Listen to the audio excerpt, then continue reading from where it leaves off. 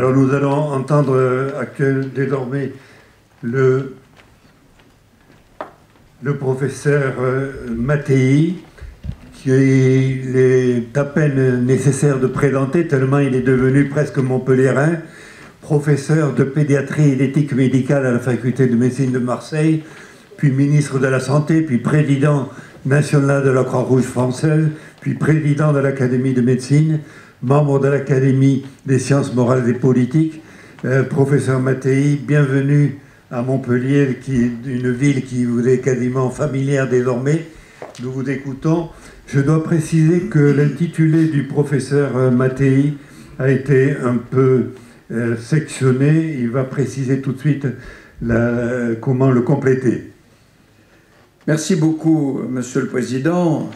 Mesdames, Messieurs, en vos grades et qualités, je veux vous remercier de l'invitation, de votre présence et de ce très beau débat commencé hier auquel j'ai assisté et qui, je crois, est un débat indispensable dans l'époque que nous vivons. Alors je vais vous parler du grand bouleversement de la santé, mais essentiellement sous l'angle: s'agit-il aujourd'hui d'une rupture véritable dans l'exercice médical ou est-ce, dans le cadre d'une permanence de la santé, une évolution qui conduit à changer nos pratiques? Je veux saluer le président François-Bernard Michel, avec lequel je partage depuis longtemps une réelle complicité, notamment médicale à l'Académie de médecine, mais aussi intellectuelle, notamment à l'Institut de France. Alors il devient banal de constater que notre monde change à une vitesse vertigineuse du fait des progrès scientifiques et de l'évolution des sociétés. La médecine n'est pas épargnée, bien sûr, car elle se trouve au cœur de la société, à l'avant-garde des connaissances, et dans une période critique où notre humanité se trouve sur une ligne de crête. Un vieux monde se meurt, un nouveau monde tarde à se préciser, et entre les deux, tous les fantasmes et toutes les craintes sont possibles. Nous en sommes là avec la médecine. Les évolutions scientifiques et sociétales peuvent retentir sur la nature des missions de la médecine, comme sur l'organisation du monde de la santé qui nous concerne directement. Fier des progrès passés, des succès récents, la médecine se trouve aujourd'hui engagée dans un futur difficile à discerner. De véritables bouleversements technologiques la projettent dans l'inconnu en raison d'innovations qui dépassent les imaginations les plus fertiles, entre les espoirs les plus fous et de possibles menaces pour l'humanité de l'homme. Enfin, il faut guider le choix des usages nouveaux au service de l'être humain, et la sagesse humaniste me paraît le seul antidote utile. Car si l'humanité peut se perdre, elle peut aussi, comme le suggère Edgar Morin, gagner en sagesse et progresser dans sa propre humanisation. C'est dire le besoin de revenir aux sources de la philosophie, de l'éthique, pour accompagner la culture scientifique. Sans prétendre à l'exhaustivité, je voudrais partager avec vous une réflexion sur l'avenir de la médecine en quête d'une réponse à la question que les soignants, comme les patients d'ailleurs, se posent: que sera notre médecine demain, au service de quelle santé et pour quelles personnes? Pas seulement la médecine, au travers des soins dispensés aux malades, mais aussi la médecine confrontée à de nouvelles exigences de la société, aux nécessités de la santé publique, dans toutes ses dimensions, y compris environnementales. Et avec vous, je voudrais tenter de répondre à la question de savoir si notre époque constitue vraiment une rupture radicale ou s'il s'agit d'une évolution comparable à celle qu'a toujours su conduire la médecine dans la permanence de son action. Il est coutume de dire que pour parler d'avenir, il faut d'abord se rappeler d'où l'on vient. Pour tenter de discerner ce que pourrait être la médecine de demain, je souhaite donc rappeler les grandes étapes de son passé et les faits dominants de son histoire, et une fois les fondements posés, il deviendra possible d'apprécier les enjeux technologiques actuels, de fixer une feuille de route pour les temps à venir. Dans cette démarche historique, 3 constatations me paraissent révélatrices. La permanence de l'être humain, la permanence de la souffrance et la permanence de la médecine. Toutes 3 s'inscrivent dans une relation étonnante, rappelant la constatation faite voici fort longtemps par Héraclite, il n'est rien à la fois de plus permanent et de plus changeant que le monde, et je la transpose volontiers à la médecine, il n'est rien à la fois de plus permanent et de plus changeant que la médecine. Changeant avec les nouvelles connaissances, les progrès technologiques qui pourtant s'inscrivent par nature dans une permanence à multiples visages.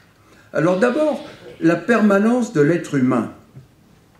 Pour tenter de comprendre ce que nous sommes et en quoi nous sommes humains, les premières questions qui s'imposent sont aussi simples qu'audacieuses. Nombre de philosophes et sociologues s'y sont penchés encore aujourd'hui, Chantal Delsol notamment dans son ouvrage « Qu'est-ce que l'homme ? Cours familier d'anthropologie », mais d'autres posant la question « Qu'est-ce que l'humain ?» Et c'est une question qui nous poursuit d'une certaine manière. Que sont l'humain et l'humanité? Et parcourir l'histoire peut nous aider à rassembler des éléments de réponse. Darwin avait raison lorsqu'il évoquait cette émergence hasardeuse qu'est l'hominisation, à l'origine de notre très longue aventure, commencée il y a quelques 10 millions d'années. La découverte au Tchad de notre lointain ancêtre Toumaï, qui représente l'une des premières espèces de la lignée humaine, datant de 7 millions d'années, et celle de Lucie en Éthiopie, environ 3,2 millions d'années, sont des maillons qui révèlent des populations humaines d'une grande diversité. Des chasseurs-cueilleurs nomades aux agriculteurs-éleveurs sédentaires, les façons de vivre et de s'organiser en communauté ont évolué. Ces hommes et ces femmes ont commencé de modifier le monde qui les accueillait et les entourait. Voici 2 millions d'années, Homo habilis a créé les premiers outils de pierre taillée, et d'autres, il y a 400 000 ans, ont découvert et domestiqué le feu. D'autres encore ont continué d'inventer avec l'homme de Néandertal. Des groupes humains se sont organisés, ici et là, sur la planète, définissant peu à peu leur identité et cultivant leurs différences. Les stupéfiants, peintures rupestres et l'art pariétal du Paléolithique révèlent dès 35 000 ans avant Jésus-Christ, à Lascaux ou à Chauvet et ailleurs, la prodigieuse capacité d'abstraction symbolique de ces hommes pour représenter des animaux qu'à la fois ils vénèrent pour leur force et chassent pour se nourrir. Finalement, Homo sapiens, enrichi de quelques gènes néandertaliens, s'est imposé avec la soif d'apprendre et la faim de nouvelles connaissances. Tout au long de ces évolutions, la permanence de l'homme s'est affirmée. D'abord du fait de son patrimoine génétique, original de son hominisation, mais aussi du fait de son humanisation au contact de ses proches, de son éducation, de la culture, de la société qui l'entoure, de telle sorte que la personnalité singulière de chacun demeure un insondable mystère. L'être humain s'adapte et apprivoise son environnement. Il adopte les comportements appropriés pour vivre, se nourrir, procréer, se conformer à des valeurs et principes, discerner le bien du mal, parfois transgresser l'interdit en accord avec sa conscience dont il a découvert l'existence. Il va former des projets, poursuivre un horizon qu'il repousse sans cesse, car il cherche toujours à mieux comprendre sa place dans la nature et dans le monde. Pour Teilhard, l'homme est le seul être vivant sur la terre qui ait franchi le pas de la réflexion, le seul qui possède la vie en ayant conscience d'elle-même. Et surtout, cet homme songe à la mort et tente d'imaginer ce qu'il peut exister après, ou ne pas exister. Seul un être conscient peut poser la question de sa contingence, de sa finitude, de l'incertitude de son devenir. Néandertal savait-il pourquoi il enterrait ses morts avec les objets nécessaires pour un voyage dont la destination restait mystérieuse? Réalisait-il que les rites pratiqués signifiaient un au-delà qui lui échappait? avait-il conscience que cette notion réfléchie de la mort créait la communauté de l'espèce et sa permanence? La permanence de l'homme, au-delà de l'énigme ontologique qu'est l'humain pour l'homme, résulte de la coexistence de paradoxes, à la fois sa puissance et sa fragilité, sa volonté et ses abattements, ses certitudes et ses doutes, sa solitude et son besoin de lien social, sa rationalité et sa mystique, sa naissance et sa mort. Toutes les mythologies racontent ces paradoxes de la nature humaine. Et parce qu'il a besoin de comprendre, l'humain crée cette dimension métaphysique qui le conduit à chercher de l'aide pour répondre à ces questions inquiètes à propos de son destin et de sa mort. L'être humain éprouve le besoin de recourir à des médiateurs entre lui et le monde transcendant des esprits auxquels il n'a pas accès. Qu'ils soient sorciers, chamans, prêtres, pasteurs, rabbins, imams ou vénérables, parmi d'autres, ces médiateurs de l'au-delà sont sollicités par les hommes pour tenter d'obtenir les réponses aux questions lancinantes sur le pourquoi de l'existence et le fond commun de la condition humaine. C'est tout cela qui fait la permanence de l'homme. Aujourd'hui encore, nous continuons de nous poser ces mêmes questions. Cette permanence de l'homme s'accompagne d'une autre permanence, celle de la souffrance, d'une inéluctable souffrance, tragique rançon de la dimension corporelle de son existence. Cette souffrance est partie intégrante de la condition humaine à laquelle nul n'échappe. À un moment ou à un autre, selon les circonstances, elle frappe provisoirement ou durablement, et la liste n'en finit pas des maux petits ou grands qui jalonnent la vie de l'homme. Comme nos sociétés occidentales ont reconnu un dualisme entre le corps et l'esprit, il faudrait en bonne logique distinguer une douleur physique et une souffrance psychique. Mais dans les faits, le dualisme douleur-souffrance n'apparaît pas plus fondé que le dualisme corps-esprit. Par nature, la douleur efface toute dualité entre physiologie et conscience, entre corps et esprit, entre organique et psychologique.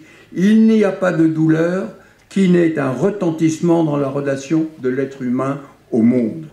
Vécue comme une souffrance, la douleur laisse émerger un sentiment de déréliction et soulève la question du sens qu'on peut lui donner, si tant est qu'elle en est un. Atteignant moins le corps de la personne elle-même, cette souffrance vient briser le cours de la vie quotidienne et altérer la relation aux autres. Tout être qui pense ne saurait se contenter de rester dans la situation malheureuse où la souffrance le confine, car celle-ci limite radicalement sa puissance d'exister. Et dans tous les cas, l'homme éprouve le besoin d'aide pour comprendre les raisons de son mal et le surmonter, retrouver ses forces et le goût de vivre. Au-delà des demandes adressées aux médiateurs réputés pour leur pouvoir surnaturel, l'être humain éprouve le besoin d'aller vers d'autres médiateurs, capables de comprendre son corps, sa souffrance, ses peurs. Je veux parler des médecins qui sont reconnus pour posséder la science du corps. Il leur est demandé, en raison de leur discipline de pensée et de leur aptitude à l'observation clinique, d'expliquer le pourquoi d'une blessure, d'une fièvre, d'une hémorragie ou d'une perte d'entrain, puis de recourir aux gestes les plus efficaces et de prescrire les remèdes utiles. La vie, la maladie, la mort, sorte de trinité qui prend sa pleine dimension chez l'être humain, car il est le seul engagé dans la lutte contre ses propres maladies avec l'aide des médecins.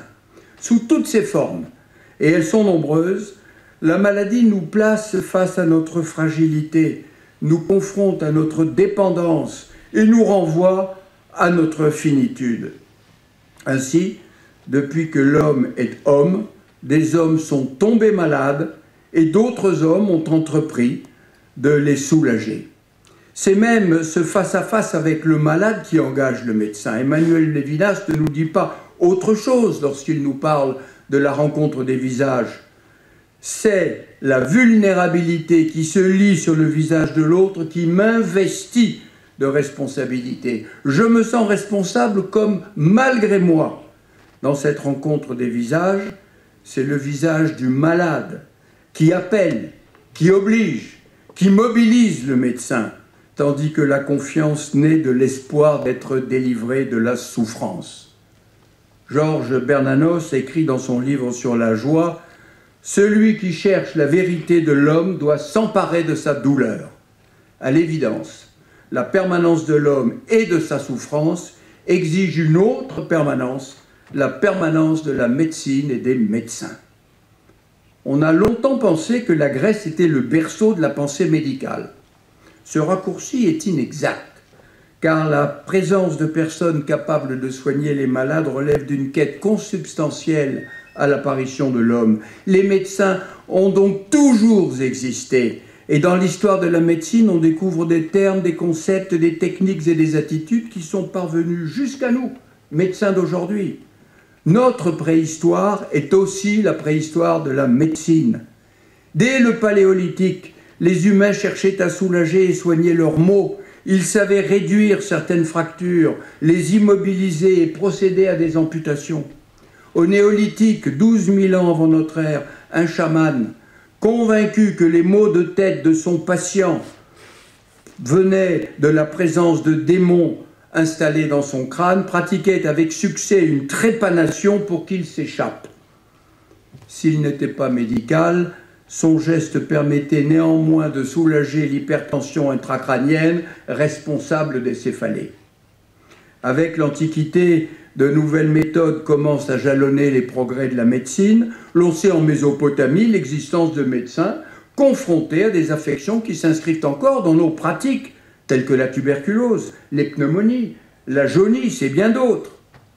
L'étude des origines de la médecine permet de comprendre comment se sont mises en place, les unes après les autres, les étapes qui s'inscrivent dans notre pratique médicale d'aujourd'hui. En Égypte, le papyrus Ebers, datant de 1555 avant Jésus-Christ, décrit de nombreuses maladies classées par organes et annonce dès l'introduction la fabrication des remèdes pour toutes les parties du corps humain.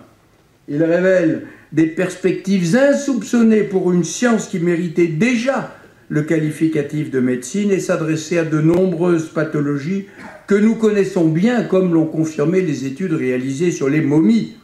Enfin, lorsque la décadence égyptienne se précise, le souci d'assurer la permanence de l'art médical conduit le roi Darius Ier à restaurer son enseignement dans les écoles et les temples afin de maintenir en vie ceux qui souffrent. Autrement dit, bien avant la venue des premiers thérapeutes grecs, un esprit médical existait déjà. Bien sûr, ça a été rappelé hier, notre médecine doit beaucoup à Hippocrate, dont l'effigie est toujours présente dans nos facultés de médecine. 4 siècles avant Jésus-Christ, son corpus hippocratique centré sur le malade apporte 3 innovations qui marqueront définitivement la médecine occidentale.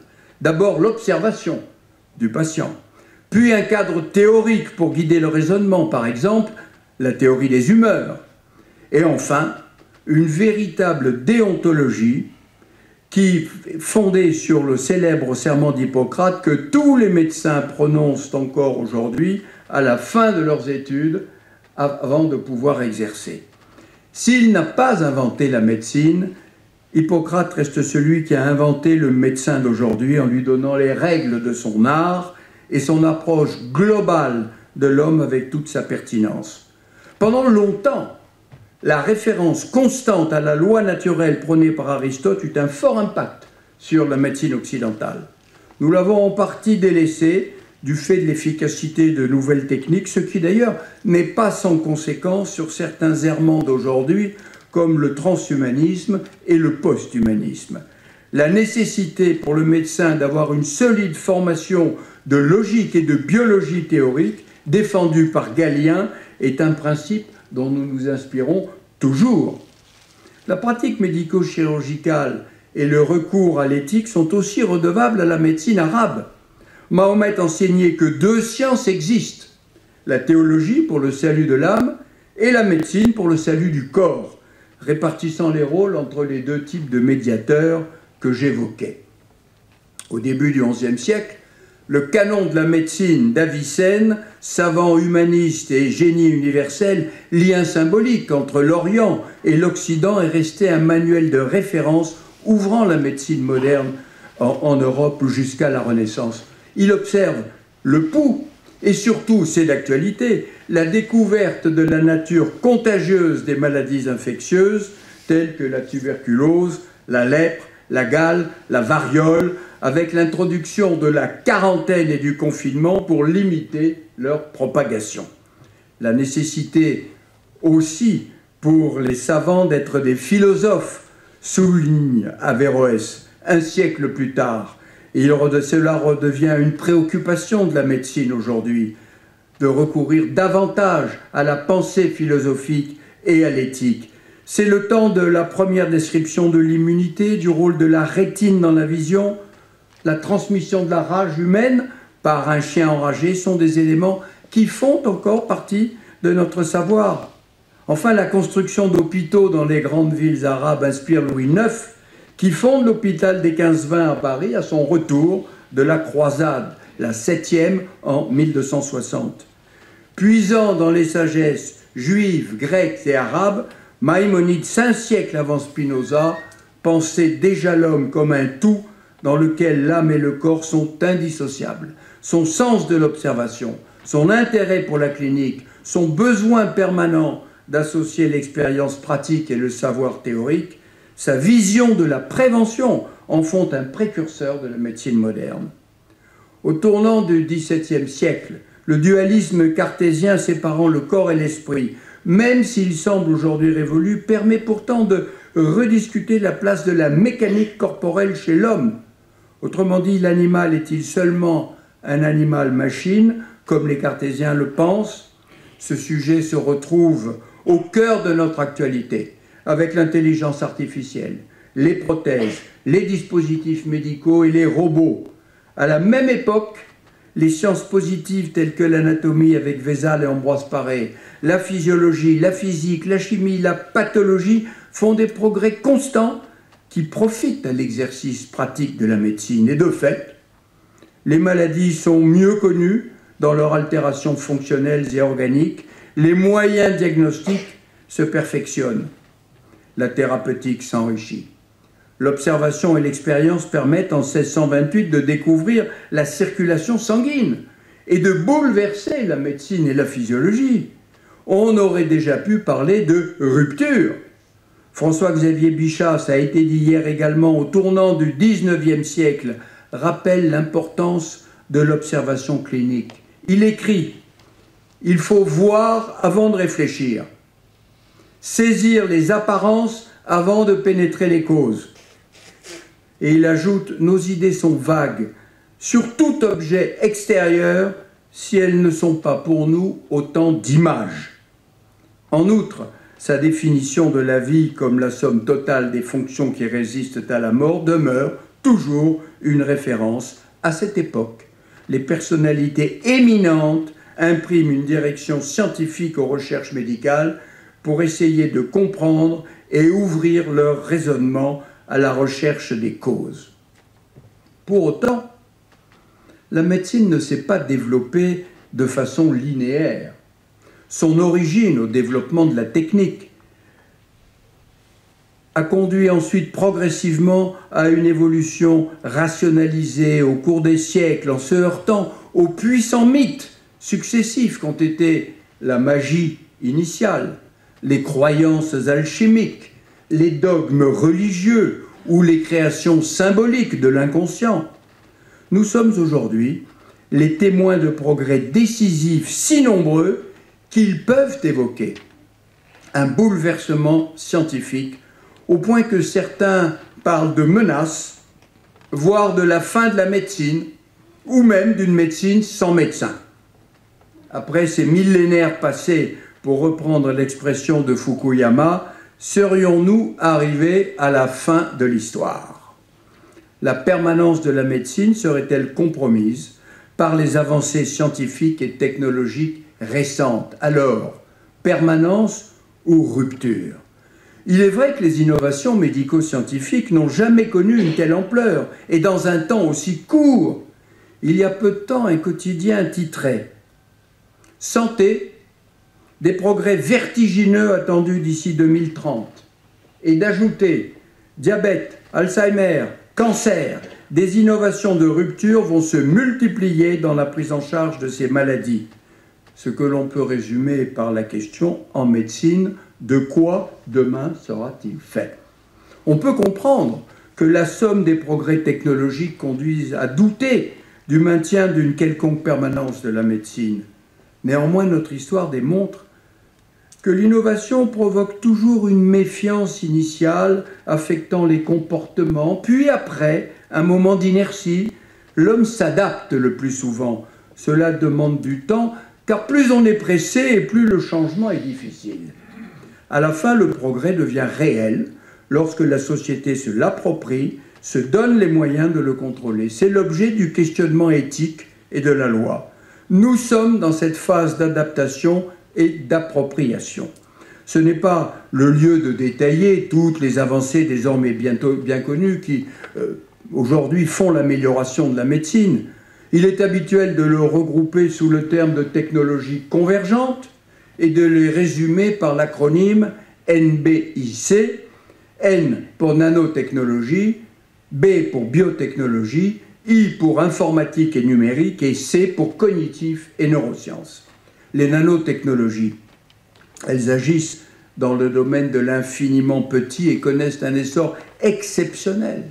Elles permettent à des nanoparticules de transporter les substances actives pour les libérer dans le corps, là où elles sont nécessaires, afin d'agir à l'intérieur même des cellules cibles. Et ce faisant, elles épargnent cellules et tissus environnants. Ce principe constitue en soi une révolution. Les biotechnologies, elles englobent à la fois les techniques portant sur les cellules souches et celles intéressant l'ADN. Les premières ont permis d'ouvrir la voie à une médecine régénératrice, réparatrice, dont les résultats sont très prometteurs. Les techniques telles que le séquençage à haut débit du génome permet l'analyse fine de l'ADN et des quelques 25 000 gènes que nous avons reçus de nos parents.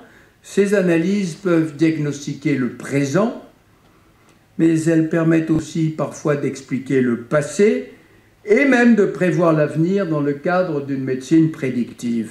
Ces progrès font encore espérer l'essor de la thérapie génique grâce à la modification ciblée des gènes par des techniques riches de promesses comme celle dite de l'édition du génome. L'informatique et avec elle le numérique, l'intelligence artificielle, les algorithmes, la robotique qui tous bouleversent déjà profondément les soins et leur organisation. Les données massives en santé, mégadonnées ou big data en anglais, stockées sur de gigantesques plateformes, permettront de nourrir des algorithmes de plus en plus robustes et les systèmes d'intelligence artificielle qui en ont un besoin crucial. Il sera donc impératif d'en assurer la sécurité à tous égards, car l'avenir du système de santé dépend du succès du numérique. L'intelligence artificielle et les algorithmes posent des problèmes d'une autre nature, mais d'une extrême importance. Dans la réalité, il s'agit d'une mémoire quasi inépuisable, doublée d'une capacité de calcul monstrueuse, capable d'aider l'homme à résoudre des problèmes complexes par le traitement des informations. Dans les faits, que l'intelligence artificielle soit un progrès aussi précieux qu'irréversible est une certitude. Elle provoque une transformation de nos façons de travailler et un glissement inéluctable des compétences. Elle augmente les capacités du diagnostic basé sur l'interprétation des images dans certaines spécialités dont la liste n'est pas close. Elle augmente la capacité mémorielle du médecin devenu un médecin augmenté. La position du médecin dans l'organisation des soins sera donc repensée. Enfin, les robots qui utilisent ces techniques sont déjà bien installés dans les salles d'opération, permettent des audaces inédites avec des résultats inespérés, y compris à distance. Enfin, Quant aux sciences cognitives ou neurosciences, elles progressent dans la connaissance intime du cerveau comme jamais auparavant. Grâce à la compréhension de l'interface entre le cerveau et la machine, des expériences ont montré que le cerveau pouvait transformer nos pensées en commandes afin d'agir. Par exemple, la pose de minuscules implants électroniques cérébraux a montré la possibilité de commander par la pensée un exosquelette permettant à une personne tétraplégique de se mouvoir. L'imagerie cérébrale atteint un degré de précision stupéfiant, aidée par l'intelligence artificielle en identifiant des zones cérébrales spécifiquement impliquées dans telle ou telle action, conduisant à mieux comprendre les mystères de cette boîte noire qui nous gouverne. Grâce à la stimulation cérébrale améliorée durablement, la symptomatologie d'affection comme la maladie de Parkinson ou les troubles obsessionnels compulsifs ont pu être améliorés.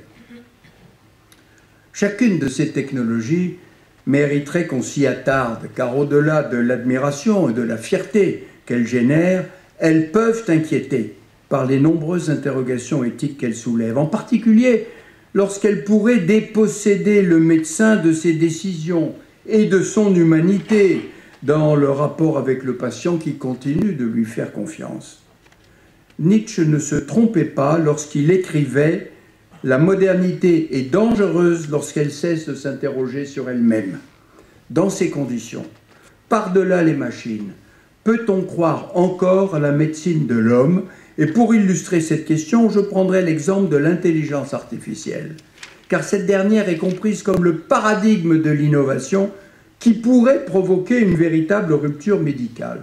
Autrement dit, les données de l'intelligence artificielle pourraient-elles résumer à elles seules les éléments de la décision médicale, rendant alors contingente toute intervention du médecin. Dans la conception cartésienne, ce serait le cas, puisque Descartes définit l'homme comme l'addition de deux entités séparées, d'un côté un corps machine, fait de matière, et de l'autre un esprit indéfinissable, immatériel et donc exempt de tout mécanisme. Mais sans doute l'erreur de Descartes est d'avoir fait l'impasse sur la relation qui existe entre la raison et l'émotion, pourtant source d'intuition. En effet, lorsque l'émotion est laissée totalement à l'écart du raisonnement, la raison peut se fourvoyer. Face à un problème, ce sont les émotions qui nous motivent en premier lieu. Elles nous rappellent les valeurs qui nous habitent, puis nous accompagnent dans l'attente du résultat. À ce titre, l'émotion ne doit pas être opposée à la raison. Elle assiste la raison. Elle entretient un dialogue avec elle. Être rationnel n'est pas se couper de ses émotions. Les sentiments sont des négociateurs, des facteurs de motivation et les outils de contrôle des décisions. D'ailleurs, dans cette même période du milieu du XVIIIe, Spinoza exprimait son désaccord avec Descartes et la doxa de l'époque. Comme Maïmonide 5 siècles auparavant, Spinoza défendait l'idée selon laquelle l'esprit et le corps sont une seule et même chose. Pour lui, l'homme est un tout absolument indissociable, usant tout à la fois de la raison et du sentiment avec l'inlassable volonté d'auto-préservation de chaque être. Beaucoup plus tard, au début du XXe, Teilhard développe la même idée en affirmant qu'on ne saurait penser la matière comme une dualité d'opposition, mais dans une réciprocité totale avec l'esprit.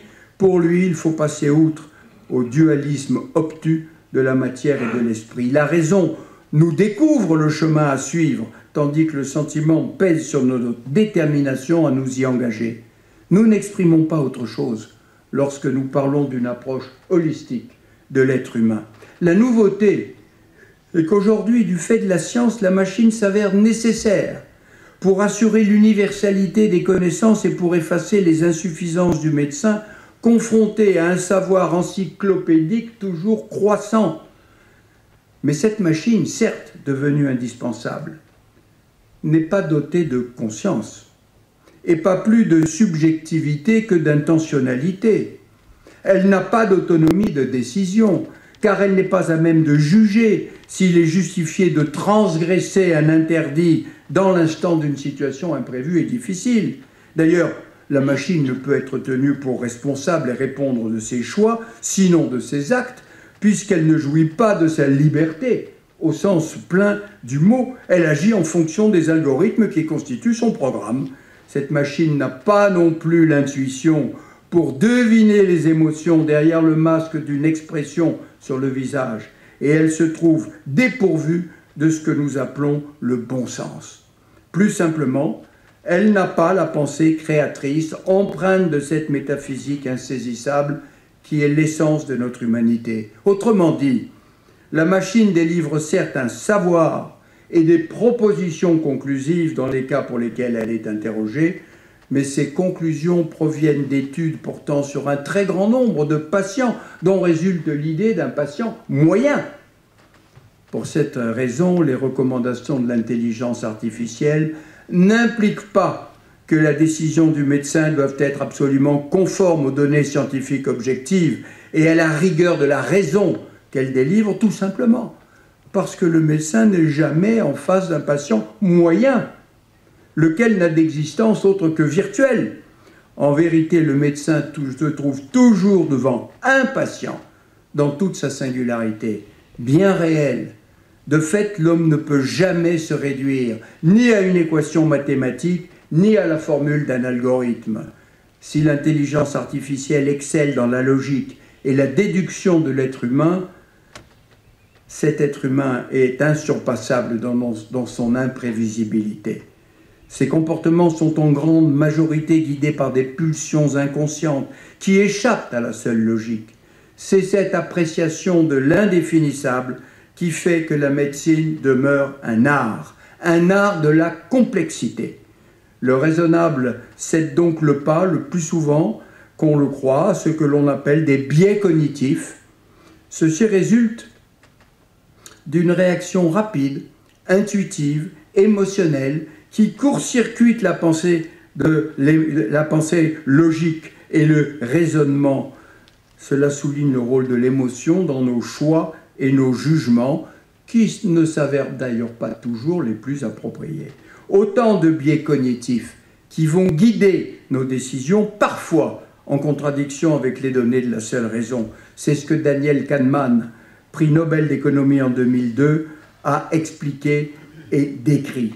Quant à Richard Thaler, lui aussi, prix Nobel d'économie en 2017, il évoque la nécessaire liberté de choix, ainsi que le rôle légitime et même souhaitable du médecin, qui est d'aiguiller avec la manière douce, par un petit coup de pouce, les personnes vers les décisions les plus susceptibles d'améliorer leur qualité de vie. Les recommandations de la machine ne sauraient donc remplacer l'intelligence pratique du médecin, car la machine ne peut accéder aux nuances immatérielles à l'origine des biais cognitifs. La personne étant un être doué d'une pensée complexe, à la fois rationnelle et irrationnelle, on comprend que l'interaction favorable et défavorable des sentiments et de la raison doit être prise en compte, sans quoi nous ne pourrions saisir les contradictions qui sont au cœur de la condition humaine.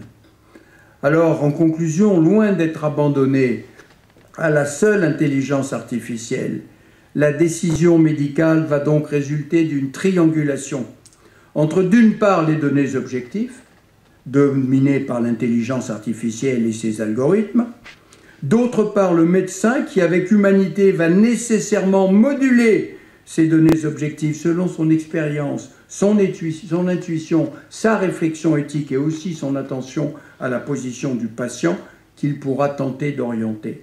Car le patient représente le troisième agent de la triangulation. William Osler, un grand médecin, affirmait à la fin du XIXe siècle: la médecine doit débuter avec le patient, continuer avec le patient et finir avec le patient. Cela est toujours vrai, d'autant que ce patient, comme tout être humain, a son vécu, ses croyances, sa perception du risque, sa situation personnelle et familiale, ses désirs, ses envies. Il est le seul à pouvoir en tenir compte. En somme, la science vient se mêler au colloque singulier entre la conscience du médecin et la confiance du patient. Mais au bout du compte, À partir de données objectives avérées, la décision médicale est forcément humaine. On peut même dire qu'il y a un moment philosophique dans la décision médicale, comme l'a expliqué Pierre Lecause. De son côté, la machine n'a pas de visage pour rencontrer le visage du patient et se sentir convoqué par sa souffrance. Elle ne remplacera jamais la qualité du regard, la bonté, la bienveillance, la tendresse. Ces données affectives que sont les sentiments ne peuvent pas se prêter à l'approche rationnelle et standard. En aucune façon, l'intelligence artificielle ne pourra remplacer la relation humaine entre le médecin et le patient. Elle constituera une aide précieuse, notamment pour les pathologies dont le médecin a peu l'expérience. Mais in fine, c'est bien le médecin qui sera seul à proposer la décision. Pour que le médecin reste efficace et continue de progresser, l'intelligence artificielle doit rester complémentaire et dépendante du choix humain. Pour toutes ces raisons évoquées, je ne peux croire à l'hypothèse d'une médecine sans le médecin, tant son rôle de médiateur entre le malade et son corps est indispensable. Il restera donc maître à bord par ses qualités de compassion, de créativité, d'esprit critique. Quant à la médecine de la personne, elle continuera de reposer sur des connaissances scientifiques, une conscience médicale et la personnalité de chaque patient. Pour la philosophe Hannah Arendt, le monde devient inhumain lorsqu'il est emporté dans un mouvement où ne subsiste aucun espace de permanence. Il est donc bien que le médecin reste ancré dans la permanence de sa mission sans perdre le sens de son action.